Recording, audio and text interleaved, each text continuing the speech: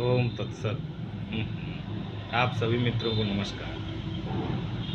एक बार की बात है, एक शराब का व्यसनी अर्थात नशेड़ी व्यक्ति एक महात्मा जी के पास गया और बोला, बहुत ही मीठे स्वर में बोला, महात्मा जी, मैं जो है अपने शराब पीने की लत से बहुत परेशान हूँ। मेरे अंदर यह लत है कि मुझे शराब का बहुत ही नशा जो है वह सवार रहता है। शराब की लत लग गई है पीने की, जिससे कि मेरे घर में सुख शांति चली गई है। मेरे बीवी बच्चे भूखे मर रहे हैं तथा घर में लड़ाई झगड़े होते रहते हैं। इस कारण जो है मन की शांति छिन गई है, तो बुद्धि भी काम नहीं करती। मैं क्या करूं, कोई उपाय बताइए। तो महात्मा जी बोले, जब तुमको पता है कि मेरे घर की सुख शांति छिन गई है, मेरे भूखे बच्चे भूखे मर रहे हैं तथा घर में लड़ाई झगड़ा हो रहा है, तो इस शराब को छोड़ क्यों नहीं देते।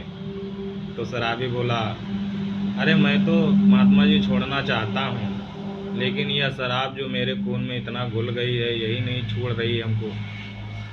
शराब हमको छोड़ ही नहीं पा रही है। हम तो छोड़ना चाहते हैं, लेकिन शराब हमें नहीं छोड़ रही है। यह सुनकर महात्मा जी हंसे और बोले, तुम कल आना, मैं तुमको उपाय बताऊंगा। यह सुनकर व्यक्ति चला गया और फिर कल आ गया। कल आया तो महात्मा जी जैसे ही देखे उसको आ रहा है, वैसे ही वहाँ पर एक खंभा था, उस खंभा को जाकर कस के पकड़ लिए। यह सब देखकर वह व्यक्ति बहुत ही आश्चर्यचकित हुआ। थोड़ी देर तो मौन खड़ा रहा, फिर जो है वह महात्मा जी से पूछा, आप व्यर्थ में अकारण ही इस खंभे को क्यों पकड़े हुए। तो महात्मा जी बोले, अरे बच्चा, हम कहाँ पकड़े हैं, खंभे ने हमको पकड़ा है। देखो चारों तरफ से खंभे ने हमको पकड़ रखा है। वह बोला, महात्मा जी, मैं शराबी हूँ लेकिन मूर्ख नहीं हूँ। हमें साफ साफ दिख रहा है कि आपने ही खंभे को पकड़ा है। तो महात्मा जी कहे, नहीं बच्चा, खंभे ने हमें पकड़ा है और ये छोड़ नहीं रहा हमें। और शराबी बोला, अरे महात्मा जी, आप जब चाहे छोड़ सकते हैं, आप दृढ़ निश्चय करिए, उसे छोड़ दीजिए।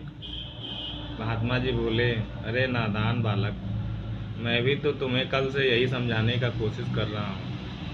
तुम भी जब भी तुम दृढ़ निश्चय करोगे, तभी तुम इस शराब को छोड़ सकते हो।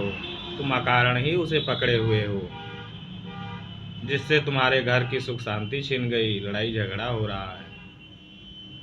फिर भी तुम और तुम्हारा मनोस्थिति भी कमज़ोर हो गई, शरीर भी दुर्बल हो गया इसी शराब के कारण। फिर भी तुम नहीं छोड़ रहे हो, जबकि तुम जानते हो कि तुम ही पकड़े हुए हो। हालांकि सारी शरीर की क्रियाएं प्रक्रियाएं हमारे मन के द्वारा संचालित हैं, तथा जब भी हम दृढ़ निश्चय करके, हाँ खुला रहने, जब भी हम दृढ़ निश्चय करते हैं तो मन जो है संपूर्ण क्रिया प्रक्रिया को उसी निश्चय के अनुरूप ही बदल देता है। तथा जैसे ही हम यह दृढ़ निश्चय किए, खंभे को छोड़ दिए, उसी तरह तुम भी दृढ़ निश्चय करके अपने इसी समय तत्काल ही शराब को छोड़ सकते हो। यह सुनकर वह मनुष्य जो था, वह शराबी, बहुत ही अनुग्रहित हुआ और महात्मा जी की इन बातों को बहुत ही ध्यानपूर्वक सुन रहा था। सुन के उसने अपने हृदय में धारण किया और उन बातों को गांठ बांध लिया, तथा उसी समय उसने दृढ़ निश्चय किया कि आज से मैं शराब नहीं पीऊँगा। और यह निश्चय करने के बाद वह तभी से शराब छोड़ दिया, जिससे उसके घर में सुख शांति और लड़ाई झगड़े बंद हो गए, उसका शरीर स्वस्थ हो गया और उसकी सारी खुशियाँ लौट आईं। तो इस कहानी से हमें यही शिक्षा मिलती है कि हमारी जो भी व्यसन बुराई विकृतियाँ हैं, वह सब हम स्वयं ही पकड़े हुए होते हैं, जबकि हमें लगता है कि वह सारी बुराई विकृतियाँ हमें पकड़े हैं।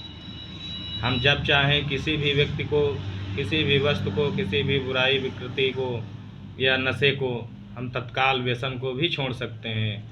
हालांकि हर चीज़ दुनिया ही छोड़ दी जाती है, तो ये व्यसन तुच्छ एक मनोवृत्ति या मनोरंजन के सिवा और कुछ भी नहीं।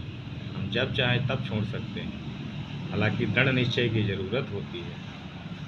तो यह कहानी बहुत ही सुंदर और लाभकारी ग्रहणीय है। हालांकि ज़्यादा वीडियो को लंबा ना करते हुए अभी वाणी को विराम करते हैं। धन्यवाद।